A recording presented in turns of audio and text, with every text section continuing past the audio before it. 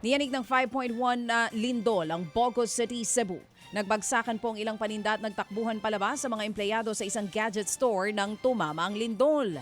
Napalikas din ang mga estudyante at mga empleyado sa loob ng gusali.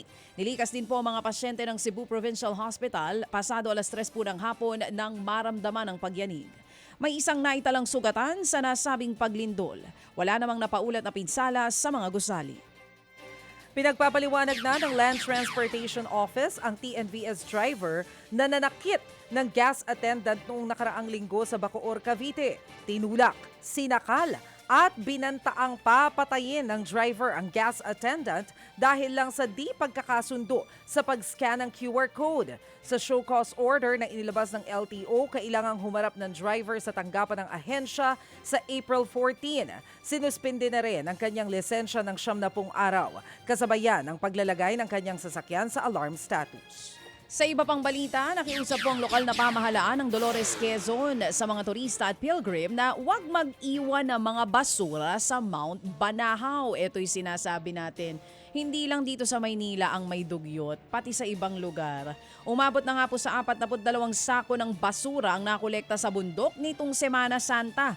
Paulit-ulit naman na raw ang paalala ng mga opisyal pero sadyang may mga hindi daw sumusunod kung minsan. Nagsagawa na ng cleanup drive ang LGU sa bundok.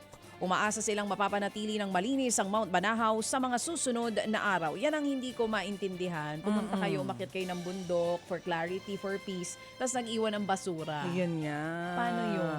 Kunwari gusto mong mapalapit sa nature pero hindi mo naman inaalagaan ang nature. Amen?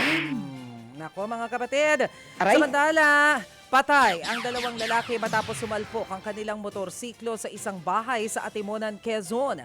Ayon sa investigasyon, papuntang Plaridel, Quezon ng mga biktima. Pagdating sa palikong kalsada, nawalan umano ito ng kontrol at bumangga sa bakod ng bahay sa gilid ng highway. Napag-alaman na walang suot na helmet ang parehong sakay kaya napuruhan. Nadala pa sila sa ospital pero idineklarang dead on arrival. Patuloy pa na inaalam ng mga pulis ang pagkakakilanlan ng mga biktima na pawang walang dalang ID ng maaksidente. Nagkalat naman po ang isdang tamban na itinapo ng mga mangingisda sa fish port. Diyan po yan sa Bulan sa Sorsogon. Wala daw bumibili sa mga isda kaya itinapon na lamang sa tabing dagat. Pansamantala ring nagsara ang ilang pabrika nitong Semana Santa kaya hindi po ito naibenta.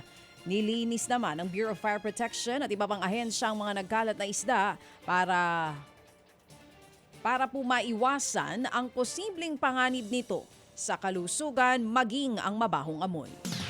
Mga kapatid, para sa iba pang mga balita at impormasyon, sundan niyo po kami sa X, Instagram, Facebook at syempre sa TikTok, True Network PH. Mag-subscribe din po kayo sa aming YouTube channel, True Network. May website din po tayo, truenetwork.ph. At pwede nyo rin po kaming mapanood sa Channel 19 ng aming True FM TV. Lagi pa rin makinig sa radyo dito po sa 105.9 True FM dahil dito, laging true sa'yo, kapatid. Ito tayo sa totoo.